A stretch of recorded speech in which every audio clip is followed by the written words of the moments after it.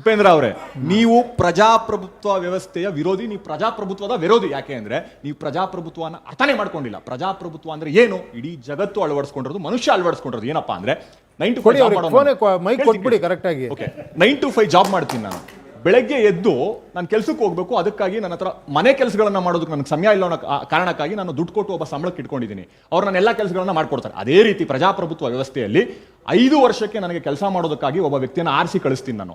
ಅದು ಪ್ರಭುತ್ವ ವ್ಯವಸ್ಥೆ. ನೀವು ಯಾವಾಗಲೂ ಹೇಳ್ತಾ ಬರೋದು ಏನಂತ, ಜನನೇ ಇಂಟ್ರೆಸ್ಟ್ ತಗೊಂಡು ಕೆಲಸ ಮಾಡಬೇಕು ಅಂತ. ನಾನು ದಿನ ಬೆಳಗ್ಗೆ ಎದ್ದುಬಿಟ್ಟು ನನ್ನ ಮನೆ ರಸ್ತೆಗೆ ಟಾರ್ ಇದೆಯಾ, ಲೈಟ್ ಇದೆಯಾ, ಮತ್ತೊಂದು ನೋಡೋದಕ್ಕೆ ನನಗೆ ಸಮಯ ಇಲ್ಲ. ಅದಕ್ಕೆ ನಾನು ಪ್ರಜಾಪ್ರಭುತ್ವ ವ್ಯವಸ್ಥೆಯಲ್ಲಿ ಒಬ್ಬರನ್ನ ಆಯ್ಕೆ ಮಾಡಿ ನಾನು ಕಳಿಸ್ತೀನಿ. ನೀವೇನ್ ಮಾಡಬೇಕು, ನಾನೇನ್ ಮಾಡಬೇಕು ಅಂತ ನೀವು ಕೇಳಿದ್ರಲ್ಲ, ಶಾಸನ ಸಭೆಗೆ ಜನರಿಂದ ಆಯ್ಕೆ ಆಗೋಗಿ ನಿಮ್ಗೆ ಬಹಳ ಒಳ್ಳೆ ಆಲೋಚನೆ ಇದೆ. ನಾವೆಲ್ಲರೂ ಅದನ್ನೇ ಹೇಳ್ತಾರೆ, ಯಾರಿಗೂ ನಿಮ್ಗೆ ಕಮ್ಯುನಿಕೇಟ್ ಮಾಡೋಕ್ಕಾಗ್ತಿಲ್ಲ. ಬಹಳ ಒಳ್ಳೆ ಆಲೋಚನೆಗಳನ್ನ ಇಟ್ಕೊಂಡಿದ್ದೀರಿ. ನೀವು ಹೇಳಿದ್ರಲ್ಲ ಯಾವುದೋ ರೋಡು ಮೋರಿ ಇದಾಗಿದೆ ಅಂತಲ್ಲ, ಅದನ್ನ ಏನ್ ಮಾಡಬೇಕು ಅಂತ ನಿಮಗೆ ಗೊತ್ತು. ಜನರಿಂದ ಆಯ್ಕೆಯಾಗಿ ಹೋಗಿ ಶಾಸನ ಸಭೆಯಲ್ಲಿ ಕೂತ್ಕೊಂಡು ಶಾಸಕರಾಗಿ ಶಾಸನಗಳನ್ನ ರಚನೆ ಮಾಡಿ. ನೀವು ನಿಮ್ಗೆ ಆ ಶಕ್ತಿ ಇದೆ. ಇಲ್ಲ ಸರ್, ಖಂಡಿತ ನೀವು ಅಲ್ಲಲ್ಲ, ಖಂಡಿತ ಕೇಳಿ. ಅದಕ್ಕೆ ಹೋಗೋ ದಾರಿ ಏನಾರ ನಾನು ಈ ಕಡೆ ಹೋಗ್ಬಿಟ್ಟೆ ಅನ್ಕೊಳ್ಳಿ, ಏನು ಹೇಳಿ, ಅಲ್ಲಲ್ಲ ಆ ಕಡೆ ಹೋಗ್ಬಿಟ್ರೆ ಈಗೇನು ಇನ್ನೊಂದು ಪಾರ್ಟಿ ಆಗಿರ್ತೀನಿ ಅಷ್ಟೇ ನಾನು.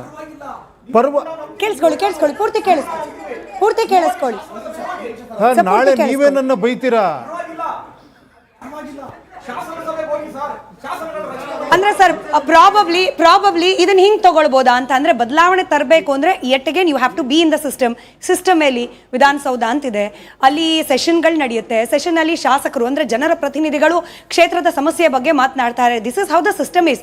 ನೀವು ಸಿಸ್ಟಮ್ನ ಹೊರಗೆ ನಿಂತ್ಕೊಂಡು ಬದಲಾವಣೆ ಅನ್ನೋದ್ರ ಬದಲು ಸಿಸ್ಟಮ್ ಒಳಗೆ ಹೋಗಿ ಅಲ್ಲಿ ಬದಲಾವಣೆ ತನ್ನಿ ಅನ್ನೋ ನಿರೀಕ್ಷೆ ಇರಲ್ಲ. ಇಲ್ಲಮ್ಮ, ನಾನು ಒಳಗಡೆ ಹೋಗೋದಕ್ಕೆ ಪೊಲಿಟಿಕಲ್ ಪಾರ್ಟಿ ಮಾಡಿರೋದಲ್ವಮ್ಮ. ಕೇಳಿಸ್ಕೊಳ್ಳಿ. ಅಲ್ಲ, ಒಂದೇ ನಿಮಿಷ, ಅವ್ರು ಫುಲ್ ಕ್ಲಿಯರ್ ಮಾಡಿ. ಮೇಡಮ್ ಕೇಳಿಸ್ಕೊಳ್ಳಿ. ಮೇಡಮ್ ಮೈಕ್ ಕೊಡ್ತೀನಿ, ಆಮೇಲೆ ಮಾತಾಡಿ ಮೇಡಮ್ ಪ್ಲೀಸ್. ಅಮ್ಮ ನಾನು ಹೇಳ್ತಿದ್ದೀನಲ್ಲ ಕೇಳಿ, ಈ ದಾರಿ ಇದೆಯಲ್ಲಮ್ಮ ಕೇಳಿ. ನಾನು ಟಕ್ ಅಂತ ಅಲ್ಲಿ ಜಂಪ್ ಆಗೋಕ್ಕಾಗಲ್ಲ, ಕರೆಕ್ಟ್ ಅಲ್ವಾ ಸರ್? ನೀವು ಹೇಳ್ದಂಗೆ ಟಕ್ ಅಂತಲ್ಲಿ ಜಂಪ್ ಆಗೋಕ್ಕಾಗಲ್ಲ. ನೀವು ಹೇಳ್ತಿರೋದು ಅಲ್ಲಿ ಹೋಗ್ಬಿಡಿ, ಹೆಂಗೆ ಹೋಗ್ತೀರಾ ಬೇಕಾಗಿಲ್ಲ. ನೀವು ಹೆಂಗೋ ಒಂದು ದಾರಿಯಲ್ಲಿ ಹೋಗ್ಬಿಡಿ, ಏನಾರ ಮಾಡ್ಬಿಡ್ತೀರಾ ಅಂತ. ಸರ್, ನಾನೊಂದು ಸತ್ಯ ಹೇಳ ನಿಮಗೆ, ಇದುವರೆಗೂ ನಾವೆಲ್ಲರೂ ದೊಡ್ಡ ನಾಯಕರಿದ್ದಾರ ಸರ್. ಯಾರಿಗೂ ದೇಶನ ಹಾಳು ಮಾಡಬೇಕು, ದೇಶನ ಗಬ್ಬು ಮಾಡಬೇಕು ಯಾರೂ ಹೋಗಿಲ್ಲ ಸರ್. ಎಲ್ಲ ಒಳ್ಳೆಯವರೇ, ಎಲ್ಲ ಒಳ್ಳೆ ಕೆಲಸ ಮಾಡಬೇಕು ಅಂತಲೇ ಹೋಗಿರೋರು. ಬಟ್ ಅವರು ಪಾಪ ಆತುರದಿಂದ ಬೇಗ ಹೋಗ್ಬೇಕು ಅಂದ್ಬಿಟ್ಟು ಏನು ಹೇಳಿ, ಒಂದಷ್ಟು ದುಡ್ಡು ಕೊಟ್ಟಾರ ನಾನು ಹೋಗ್ಬಿಡ್ಬೇಕು ಅಂತ ಕೊಟ್ಟಿದ್ದಾರೆ. ಓಕೆನಾ? ಕೇಳಿ ಒಂದು ನಿಮಿಷ. ಅವನು 50 ಕೋಟಿ, ಅವನಿಗೆ ಗೊತ್ತಿಲ್ಲ ಇಲ್ಲೊಂದು 2,000 ಕೊಟ್ಟರೆ ಆಗೋಗ್ಬಿಡುತ್ತೆ ಅಂತ. 2,000 ಕೊಡೋದು ಬರೀ 2,000 ಲಕ್ಷ ಜನಕ್ಕೆ ಕೊಡಬೇಕು, ಬಿಟ್ಬಿಡಿ. ಅದಾದಮೇಲೆ ಒಂದು ದೊಡ್ಡ ಪ್ರೊಸೆಷನ್ ಮಾಡಬೇಕು, ಅದಕ್ಕೆ ಮತ್ತೆ ದುಡ್ಡು ಎಲ್ಲ ಲೆಕ್ಕ ಹಾಕಿ 50 ಕೋಟಿ ಬಂದ್ಬಿಟ್ಟಿದೆ ಅಂದ್ಕೊಳ್ಳಿ. 50 ಕೋಟಿ ಅವನ ಹತ್ರ ಇಲ್ಲ, ಬಟ್ ಅವನಿಗೆ ದೇಶನ ಸರಿ ಮಾಡಬೇಕು ಅನ್ನೋ ಆಸೆ ಇದೆ. ಅವನೇನು ಮಾಡ್ದ, ಪಕ್ಕದಲ್ಲೊಬ್ಬ ಇದ್ದ, ನೀನು ಹೋಗಮ್ಮ ನಾನು ಕೊಡ್ತೀನಿ ನಿಂಗೆ ದುಡ್ಡು ಅಂದ. ಇವನ ಹತ್ರ ಒಂದು 30 ಕೋಟಿ ಇಸ್ಕೊಂಡ, ಇವನ ಹತ್ರ 20 ಕೋಟಿ ಇಸ್ಕೊಂಡ. ಕೇಳಿ, ನಾನು ಅಲ್ಲ ಕೊಡೋದು ಬಿಡಿ, ನಾನು ಬಂದ್ಬಿಟ್ಟು ನಾನು ಗೆದ್ಬಿಟ್ಟೆ. ನೆಕ್ಸ್ಟ್ ಏನು ಮಾಡ್ತೀನಿ, ಅವ್ನು ನನಗೆ ಕೊಟ್ಟಿರೋನಿದ್ದಾನಲ್ಲ, ಏನಪ್ಪ ಹೆಂಗಪ್ಪ ಕೊಡ್ತೀಯ ನೀನು? ಸರ್ ನೀವು ದುಡ್ಡೆಲ್ಲ ಕೊಡ್ಬಿಡಿ ಸರ್, ಇಟ್ಕೊಳ್ಳಿ ಸರ್. ಇಲ್ಲೊಂದು ಮೆಡಿಕಲ್ ಕಾಲೇಜ್ ಓಪನ್ ಮಾಡ್ತಿದ್ದೀನಿ ಸರ್, ಒಂದು ಪರ್ಮಿಷನ್ ಕೊಟ್ಬಿಡಿ ಅಂದ. ನಾನು ದುಡ್ಡು ಇಸ್ಕೊಂಡ್ರೆ ಏನು ಮಾಡ್ತೀನಿ, ದುಡ್ಡು ಕೊಟ್ಟು ಮಾಡಿಬಿಡಿ ಅಂದ್ರಿ. ಇವಾಗ ನೋಡಿ ಒಂಚೂರು ಬದಲಾವಣೆ ಆಗ್ತಾ ಇದೆ ಇಲ್ಲಿ.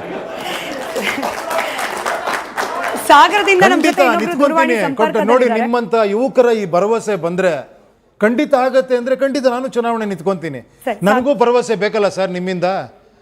ಪ್ರಜೆಗಳಿಂದ ಪ್ರಜಾಕೀಯ, ಪ್ರಜೆಗಳಿಗಾಗಿ ಪ್ರಜಾಕೀಯ, ಪ್ರಜೆಗಳಿಗೋಸ್ಕರ ಪ್ರಜಾಕೀಯ, ಮಟ್ಟ ಹಾಕಲು ರಾಜಕೀಯ. ನಮ್ಮಿಂದ ನಮಗ